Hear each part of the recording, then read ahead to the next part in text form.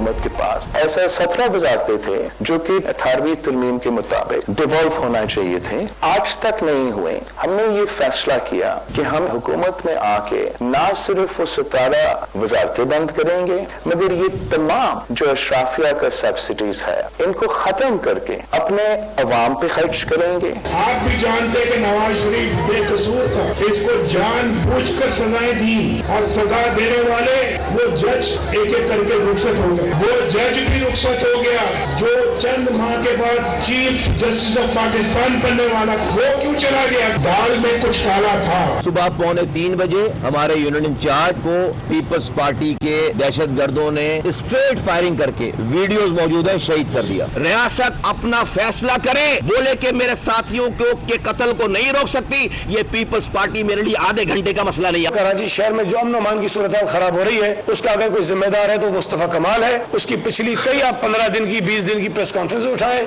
सवाए peoples party को धमकियां देने के वो कोई काम कर नहीं रहा। बिस्मिल्लाहिर्रहमानिर्रहीम। लाखों करोड़ों दरूद नबी अकरम सल्लल्लाहु अलैहि वसल्लम पर और उनकी आल पर। कराची कल रात एक इंतहाई खौफनाक वाकया पेश आया। पाकिस्तान पीपल्स पार्टी और एमकेएम के दरमियान एक तसादम हुआ जिसमें एमकेएम का एक वर्कर हलाक हो गया और उसके बाद वहां फिजा खराब है और दोनों तरफ से बयान जो दिए जा रहे हैं उससे यूं महसूस होता है कि वहां पे हालात मजीद खराब हो सकते हैं। तो क्या ये शुरुआत है उस चीज की जिससे पूरा पाकिस्तान डर रहा था? ये एक सवाल है जो हम आज के शो में डिस्कस करेंगे। और इसके साथ साथ इमरान खान साहब के केसेस बड़ी तेजी से मंतकी नतीजे की तरफ पहुंच रहे हैं। अभी तक साइफर केस की हेयरिंग इस वक्त जारी है। तोशा खाना के अंदर कल 342 का बयान होगा इमरान खान साहब का और कुछ लोगों का ख्याल यह है कि किसी वक्त भी इमरान खान साहब के खिलाफ फैसला आ सकता है। अगर फैसला आ गया तो पाकिस्तान तहरीक इंसाफ कहां स्टैंड करेगी, ये एक सवाल है जो हम आज के शो में डिस्कस करेंगे। और 36 सहाफियों को सुप्रीम कोर्ट ऑफ पाकिस्तान ने बुला लिया। 47 लोग हैं जिनको एफआईए ने नोटिस दिए। आज आपने सारा दिन hearing supreme court of Pakistan की देखी, कल भी होगी। इसका क्या नतीजा निकलेगा ये भी हम आज के शो में डिस्कस करेंगे। हमारे साथ आमर इलियास राना साहब तशरीफ रखते हैं, मुल्क के सीनियर सहाफी हैं। नाज बलोच साहब पाकिस्तान पीपल्स पार्टी से ताल्लुक है और शबीर कायम खानी साहब हमारे साथ तशरीफ रखते हैं, एमकेएम के साथ इनका ताल्लुक है। साहब अगर आप इजाजत दें तो पहले कराची से मिले। ये शबीर साहब ये फरमाइएगा सर, ये बड़ा सैड इंसिडेंट है, जाहिर है पॉलिटिकल वर्कर्स हैं, उनकी हलाकतें नहीं होनी चाहिए, लेकिन जो आपका रिस्पांस है वो बहुत ज्यादा खतरनाक लग रहा है। ऐसे लग रहा है जैसे आप कराची के हालात को खराब होता हुआ देखना चाहते हैं। बिस्मिल्लाह जावेद साहब, आप मुझे ये कह रहे हैं कि हम लोग चाहते हैं कि कराची के हालात खराब हो। देखो, कराची के हालात बेहतर करने के लिए हमने बड़ी कीमत अदा की है और ये जो रात जो वाकया हो जिसका आपने जिक्र किया, जो हमारे यूनिट इंचार्ज थे अहमद फराज शहीद भाई, जिनको रात 2:45 बजे पाकिस्तान पीपल्स पार्टी के दहशतगर्दों ने स्ट्रेट फायरिंग करके शहीद किया है। अच्छा, कल ये वाकया हुआ, ये कल कोई पहला वाकया नहीं था। इस 3 माह में आप मतवातर आप देखिए इन्होंने हमारे 6 साथी शहीद किए हैं। यकीन आपके नॉलेज में होगा, आप बड़े सीनियर सॉफी है पाकिस्तान के जावेद साहब। इन्होंने एक हमारे साथी थे मंगो पीर में, आज से 3 माह पहले उनको फायरिंग करके शहीद किया है। उसके बाद फिर एक और हमारे साथी थे, उनको इन्होंने सोराकोट में हमारे ऑफिस में घुसकर उनको शहीद किया फायरिंग करके पाकिस्तान पीपल्स पार्टी के दहशतगर्दों ने। और आज से 1 माह कब इन्होंने मच्छर कॉलोनी में, समझता हूँ शायद 1 माह भी नहीं हुआ, कोई 20 से 25 दिन हुए, मच्छर कॉलोनी में हमारे 3 साथी थे, वहां भी इन्होंने फायरिंग करके उनको शहीद किया। तो रात जो हमारे साथी शहीद हुए ये 6ठे हमारे साथी थे।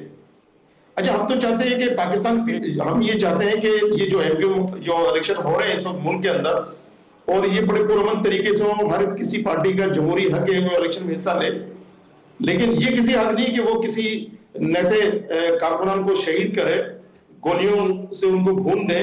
रात ऐसा ही हुआ है, हमारे कारकुनान इलाके में परचम लगा रहे थे खंभों पर। इस दौरान ये पीपल्स पार्टी के दहशतगर्द में लफ्ज इस्तेमाल कर रहा हूँ कि इनकी तारीख रही है, इन्होंने दहशतगर्द की और वहां पे आकर इन्होंने वहां से लड़ाई की हमारे साथियों से।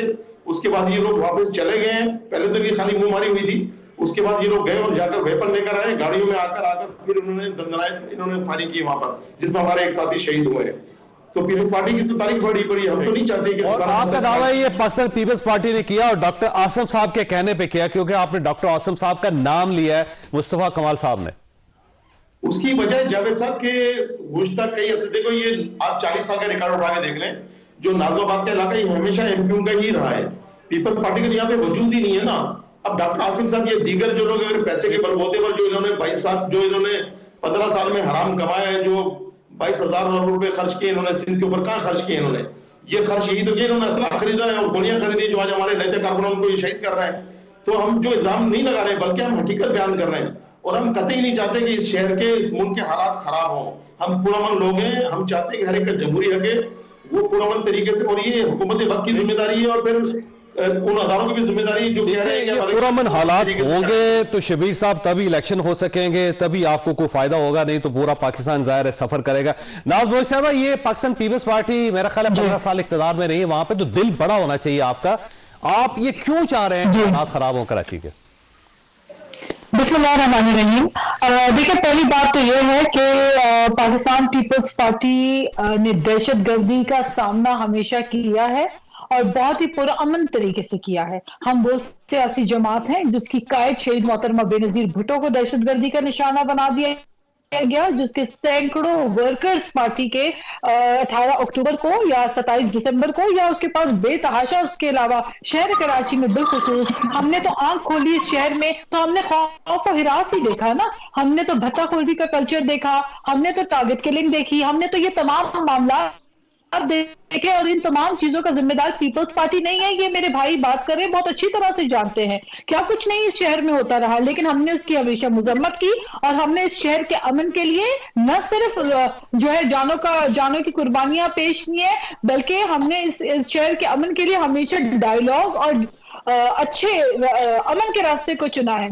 पाकिस्तान पीपल्स पार्टी का कोई भी वर्कर कभी भी इस हद तक दहशतगर्दी के मामलात में बराह रास्त जिसका ताल्लुक पीपल्स पार्टी से हो या पीपल्स पार्टी का उनका एक वर्कर शहीद हुआ है, वहां 2 गाड़ियों को आग लगी है, वहां पे बाकायदा इमरजेंसी कॉल की गई और हालात बड़े खराब हो गए थे रात को, आपको अंदाजा नहीं है। मेरी गुजारिश सुन लें।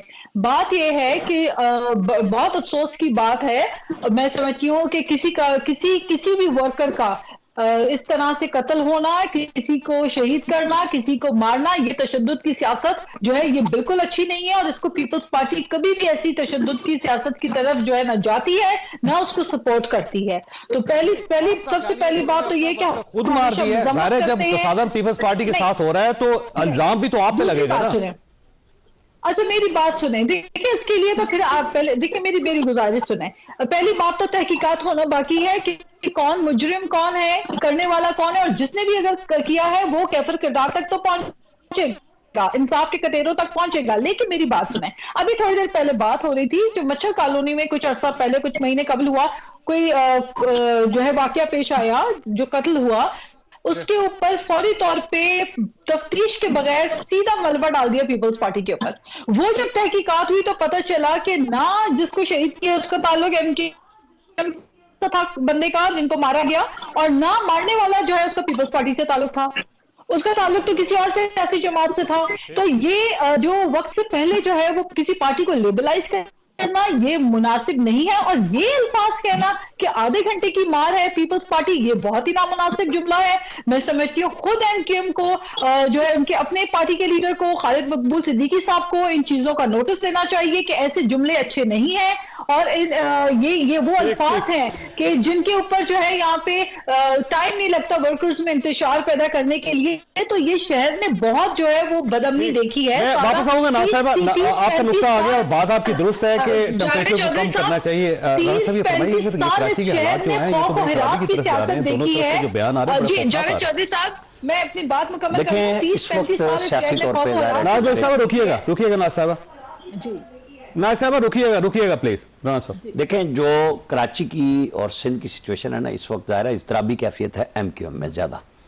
पीपल्स पार्टी मुतमईन है क्योंकि उन्होंने सियासी तौर पे बहुत कुछ गेन किया है शहरी सिंध में, और उसका मंतकी नतीजा हैदराबाद और कराची की मेयरशिप है जो इस वक्त पीपल्स पार्टी के पास है। अब आप उसे कहें कि जी सियासत राजनीति का खेल यही है कि आपने अक्सरियत शो करनी है। अक्सरियत तीनों में से किसी के पास नहीं थी। अगर जमात इस्लामी गिन ले, एमक्यूएम तो थी नहीं, पीटीआई थी और पीपल्स पार्टी थी। तो उन्होंने ठीक अपने सियासी पत्ते, इसको चालबाजी कहें आप कुछ भी कहें, कि उन्होंने खूबसूरती के साथ अपने बंदे पूरे करा लिए और पीटीआई के लोग गायब हो गए थे। उन्होंने आके ये भी नहीं कहा कि हम शुमाली इलाका जाते गए थे या हम कहीं और गए हुए थे। मतलब वो अपनी मर्जी से गायब थे कि उन्होंने अपनी पार्टी को वोट नहीं किया। अब MQM उस वक्त बाइकाट पे थी और जो इनके ग्रुप्स थे वो अलग अलग थे। मुस्तफा कमाल साहब अलग थे, खालिद मकबूल सिद्दीकी साहब अलग थी पार्टी, तो वो अब सारे के सारे इकट्ठे हो गए। अब उनको ये हो रहा है, मतलब मैं यहाँ से बैठ के ये फील करता हूँ कि ये तो हमारा जो कराची पे पिछली दफा PTI के साथ जो हुआ, PTI को जिता दिया गया, इसमें तो कोई शक नहीं है। रिजल्ट उनके घर सोए हुए लोग थे, उनको बताया गया कि उठो खेमे लगाओ और जीत गए हो तुम। वहां ऐसे भी लोग थे, क्योंकि मुस्तफा कमाल साहब की और कुछ लोगों की मुमारी हो गई थी जो लोग कहते हैं, तो रिजल्ट उनको 4 सीटों का भी नहीं मिला। अब ये है कि सब फ्रस्ट्रेशन का शिकार है। MQM के लिए ये समझे सियासी बका का बिल्कुल मेक एंड ब्रेक है कि बचते हैं या नहीं बचते, कि अगर इस इलेक्शन में कुछ ना लिया तो फिर कोई नया वजूद होगा और कोई नई पार्टी होगी। फिर बीच में जो उनका MQM लंदन का फैक्टर है, जो बार बार ये कह रहा है कि हम 2-3 दिन में अपने आजाद उम्मीदवार खड़े करने वाले हैं, अल्ताफ साहब बार बार कह रहे हैं, वो भी एक प्रेशर है। तो ये प्रेशर मिला के इस सारी हेट को जन्म दे रहा है। मेरे ख्याल में जरदारी साहब को आगे बढ़ना चाहिए, और इस क्योंकि वो बड़े हैं तो उन्हें सिंध के अंदर, जब उनको आज भी उनके इंटरव्यूज आए हैं, वो यही बात कह रहे हैं कि हमें मसला नहीं है। बिल्कुल हम सब कह रहे हैं कि सिंध गवर्नमेंट कोई इशू ही नहीं है।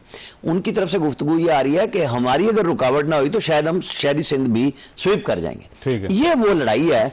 मेरे ख्याल है कि डायलॉग होना चाहिए, चाहे रात में किसी पैर में लीडर मिले कि आप तकरीरें करें और वोट का रास्ता लें। ठीक हो। वैसे शबीर साहब, एक ये नैरेटिव एक डेवलप हो रहा है कि आप जरा फ्रस्ट्रेशन में हैं और उस फ्रस्ट्रेशन की वजह से आपसे कुछ गलतियां हो रही हैं जिसकी वजह से कराची के अंदर तसादम फैल रहा है। ये सवाल है आपके पास, ब्रेक और ब्रेक के बाद दोबारा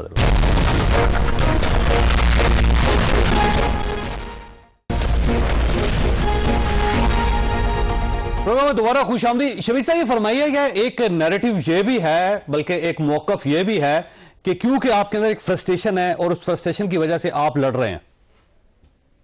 नहीं, मैं इसी बात पे मैं कह रहा हूँ कि फ्रस्ट्रेशन हमें नहीं है, फ्रस्ट्रेशन पाकिस्तान पीपल्स पार्टी में है। पाकिस्तान पीपल्स पार्टी को डिलीवर किया ही नहीं ना। अब ये पाकिस्तान पीपल्स पार्टी हथकंडे इस्तेमाल कर रही है। आप देखेंगे ये जो बात मेरी मोहतरमा बहन फरमा रही थी नाज बलोच साहबा कि ये खामखाई शोर कर रहे हैं, क्यों शोर कर रहे हैं? आप अगर आपको हमारी बात करना भी पसंद नहीं है, हम एहतजाज भी ना करें, आपने हमारे 6 नेता कारकुनान को आपने शहीद किया, उसके बदले में MQM ने गोली भी नहीं चलाई है। आप लोग विटनेस हैं, आप लोग गवाह हैं ना, कि अगर आप बता दें कि हमारी किसी गोली से पाकिस्तान पीपल्स पार्टी के कारकुन जख्मी हुए हैं, हम कह रहे हैं हमारे पास तमाम सबूत व शवाहिद है, हमारे पास रात वाले बाकी की भी फुटेजेस है। लेकिन शबीर साहब, इशू ये है कि जब आप मामला रिजॉल्व करने के बजाय आप ये कहेंगे कि पाकिस्तान पीपल्स पार्टी आधे घंटे का मसला है, तो फिर जाहिर है आप तो रुमाल दिखा रहे हैं, सुर्ख रुमाल दिखा रहे हैं, उससे तो हालात मजीद खराब होंगे कराची में। देखो, अगर इस तरह रोजाना अगर हमारे कारकुनान शहीद करते रहेंगे तो हम भी तो जवाबदेह है ना। हमको हमने चूड़ियां तो नहीं पहन रही, हम नहीं चाह रहे हम लड़ाई करें। हम तो खुद जमहूरियत पसंद वो है, हम चाहते हैं कि मुल्क में जमहूरियत हो और मुल्क में सबका हक है, राइट है।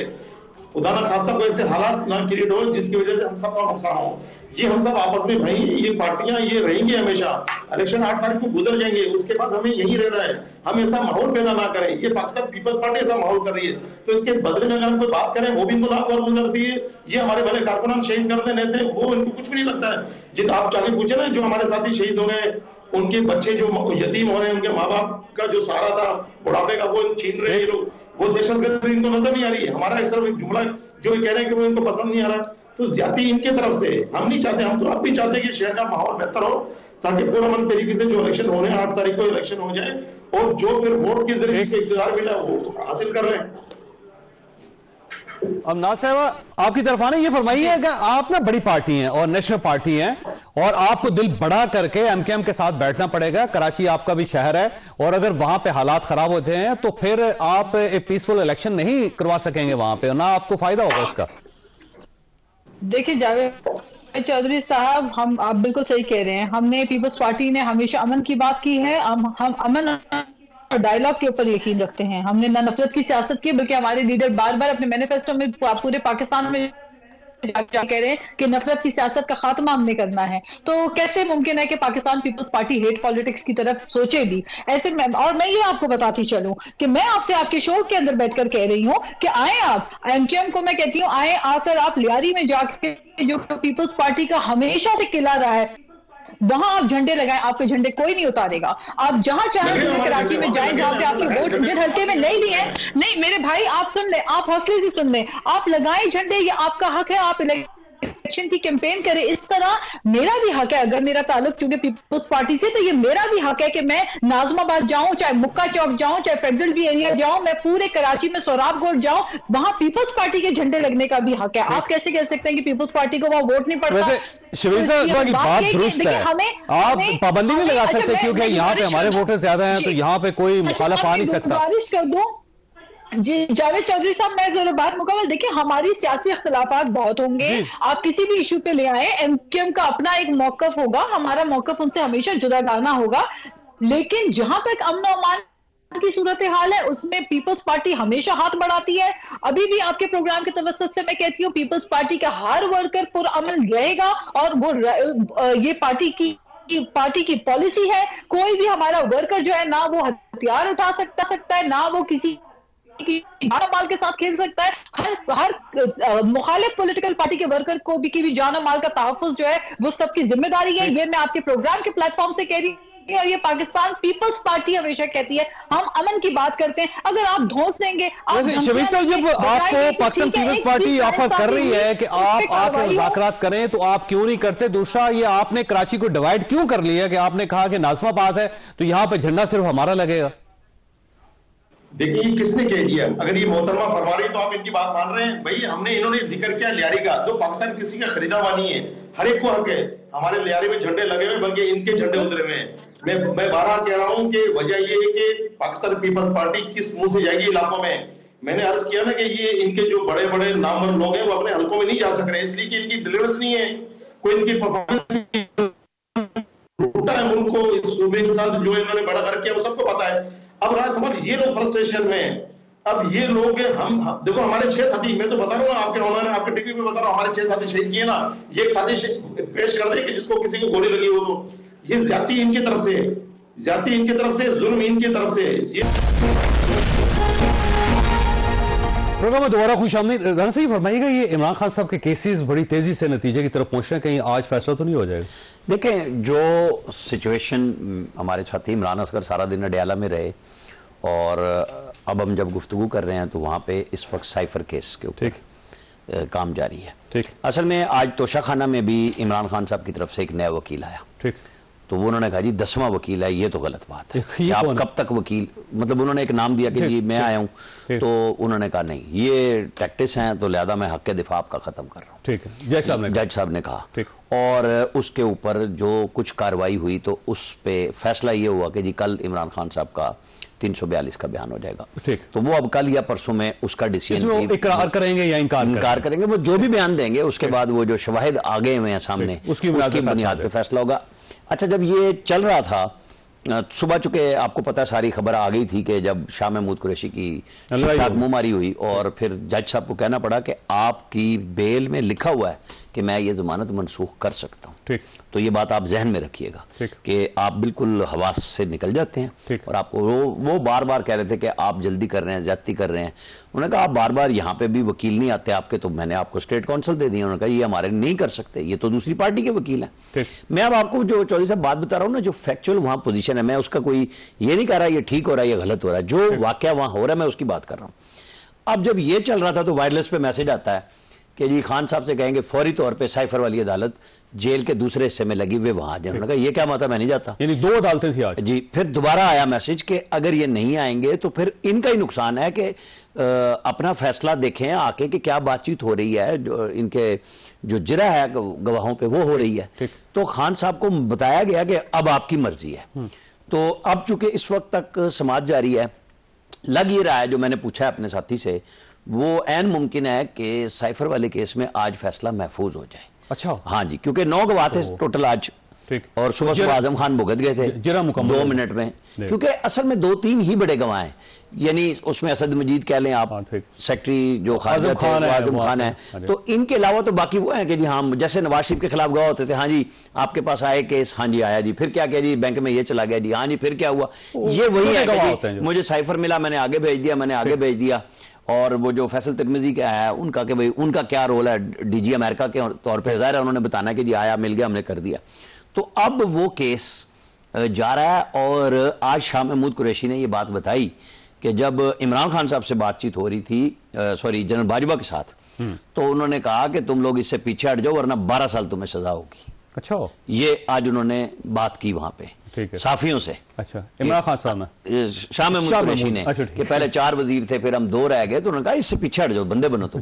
तो ये देख लें वो हालात हैं। तो अब वो हालात 12 साल के हैं, 14 साल के हैं, मुझे नहीं पता, उनकी बहन कुछ और कह रही हैं। लेकिन ये नजर आ रहा है कि ये दोनों केस अपने मंत की अंजाम की तरफ जा रहे हैं। आजकल की बात है, आपका ख्याल? मतलब मेरा ख्याल है कि अगले 24 से 48 घंटे में खबर आ जाएगी, तोशाखाना का भी फैसला हो सकता है और साइफर का भी, क्योंकि और सजा हो सकती है खान साहब को। वो आज वहां पे खान साहब भी गुस्से में थे और ये लग रहा था, चूंकि उन्होंने ये कहा कि मुझे पता है कि मेरे साथ नाइंसाफी हो रही है और इतनी ब्लेटेंट जो नाइंसाफी है कभी दुनिया में नहीं हुई जो हमारे साथ हो रही है, और ये हमें सजा देंगे। मैं आपको बता रहा हूं कि ये जिस तरह हमारा हक दिफा खत्म किया, हमारे वकला का इंतजार नहीं कर रहे, उनका गुस्सा, फ्रस्ट्रेशन ये जाहिर कर रहा है कि उन्हें ये पता चल गया है कि अब इसमें कोई जो लीगल लकूना लेके वो डिले लेना चाहते हैं, जान बचने वाली सूरत तो वो नहीं है। तो वो फिर अब जाहिर है कि वो गुस्से का, ये उनका भी तो राइट है ना कि वो अपनी बात करें कि जी मुझसे सुने तो सही ना, लेकिन हम तो वो बात करेंगे कि जो इस वक्त होने जा रही है वो ये लग रहा है कि कल या परसों में इन दोनों केसों के फैसले। अच्छा, ये जो सहाफी आज सुप्रीम कोर्ट ऑफ पाकिस्तान में बुलाए गए थे, कल भी बुलाए गए हैं, तो उनको कोई फायदा हुआ कि FIA के नोटिस तो उसी तरह जारी और सारी हैं? देखिए, ये केस 2 तरह से है। एक वो है जिसमें सहाफी हैं और सहाफी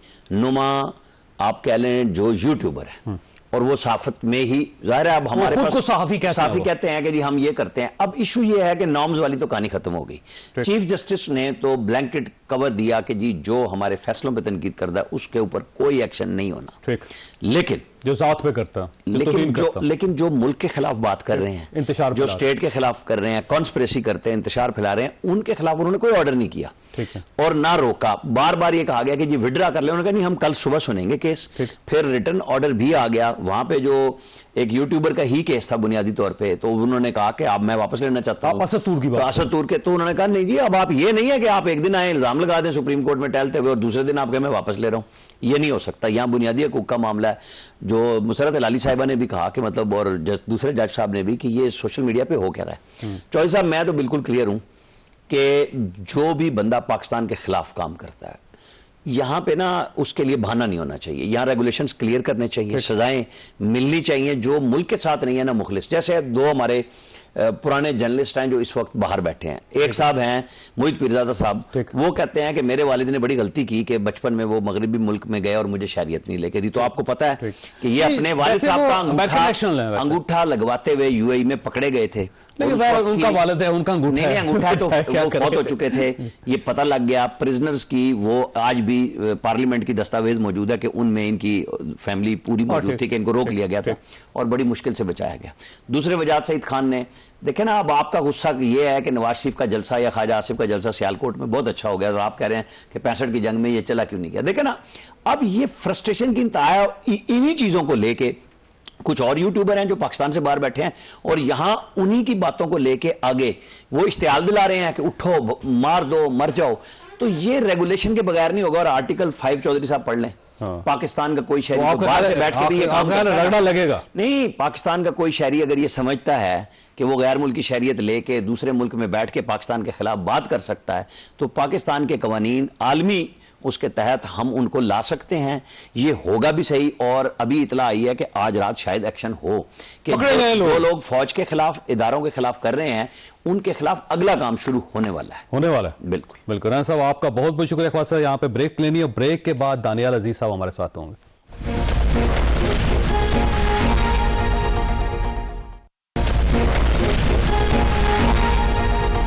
प्रोग्राम में दोबारा खुशामदीद। हमारे साथ दानियाल अजीज साहब हैं, NA 75 से आजाद हैसियत से इलेक्शन लड़ रहे हैं और अपनी पार्टी के खिलाफ इलेक्शन लड़ रहे हैं। वहां पे कुछ इनके एतराजात हैं कि मुझे इलेक्शन लड़ने नहीं दिया जा रहा, पुलिस इस्तेमाल की जा रही है और लोकल एडमिनिस्ट्रेशन को भी इस्तेमाल किया जा रहा है और मुझे दबाया जा रहा है और उनकी पूरी कोशिश है कि मैं इलेक्शन ना लड़ सकूं। किस हद तक ये बातें, ये एतराजात दुरुस्त हैं, दानियाल साहब से पूछेंगे। दानियाल साहब, ये फरमाइएगा, आप अपनी ही पार्टी के खिलाफ इलेक्शन लड़के जीत जाएंगे? जी इंशाल्लाह। यहाँ पर एक नफरत की फिजा फैल गई है क्योंकि एहसन इकबाल साहब पुलिस के जरिए लोगों को मजबूर करके उनकी मर्जी के खिलाफ वोट दिलवाने की कोशिश कर रहे हैं और ये इतने ज्यादा वाकयात हो गए हैं। आप समझ रहे हैं चौधरी साहब के दिन को हम कैंपेन करते हैं, रात को जो है ना यहाँ पर महकमे कैंपेन करते हैं। और लोगों को इसकी बात की इतनी तकलीफ है और इतनी नाराजगी हो गई है कि जिन लोगों ने मेरे वालिद साहब को भी वोट नहीं दिया, मुझे कभी वोट नहीं दिया, वो मुझे फोन करके कह रहे हैं कि चौधरी साहब इस दफा आपको वोट भी देना, आपको सपोर्ट भी करना है। लेकिन चौधरी अनवारुल हक तो बड़े तगड़े हैं जी वहां पे, पुराने आपके दोस्त भी हैं, आपकी पार्टी के भी हैं, उनकी अपनी रसाई भी बहुत है और साथ पाकिस्तान मुस्लिम लीग नून भी उनको फुल सपोर्ट कर रही है, ज़ाहिर है उनके वो टिकट होल्डर हैं। तो आपका क्या ख्याल है कि वो हार जाएंगे चौधरी साहब? अनवारुल हक साहब तो सारी उम्र उन्होंने पीपल्स पार्टी में गुजारी है। पिछली मरतबा जब इलेक्शन हुआ था 2018 का, तो उसमें उन्होंने एमपीए की सीट एक लड़ी थी, पीपी 55 जो आजकल बनी हुई है, और उसमें उनको मेरे ख्याल में करीब 6000 वोट पड़े थे।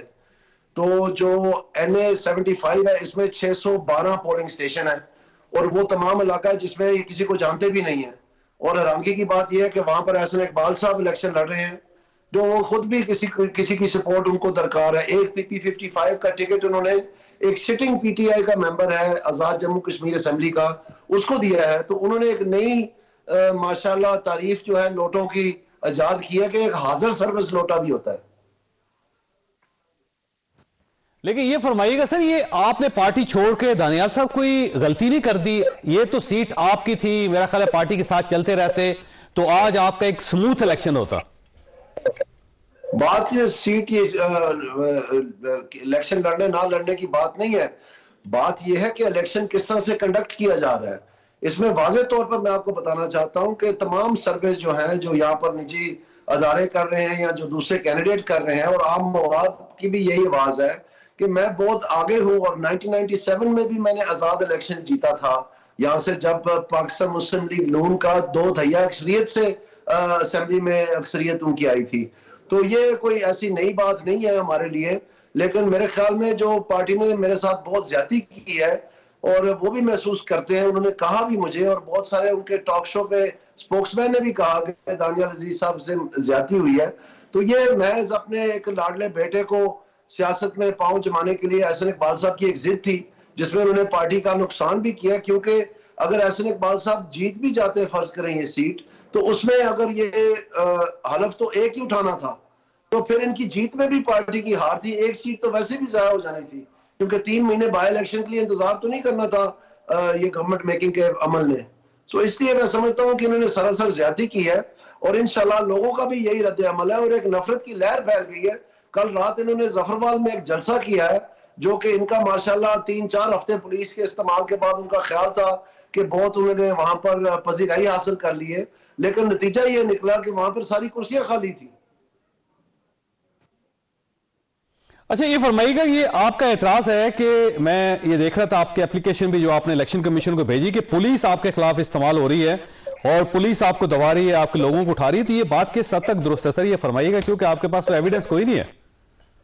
ये 100% दुरुस्त है, एविडेंस भी है, मुख्तलिफ टीवी चैनल्स ने वो चलाया भी है। और इसमें जो 45 चेयरमैन है यूनियन काउंसिल के साबका, उन्होंने जाके लाहौर में रिट भी किया है हाई कोर्ट में, और उस रिट में ये फैसला दिया गया है कि इनको किसी भी मुकदमे में, चाहे वो क्रिमिनल केस ना हो, इनको गिरफ्तार ही नहीं किया जा सकता।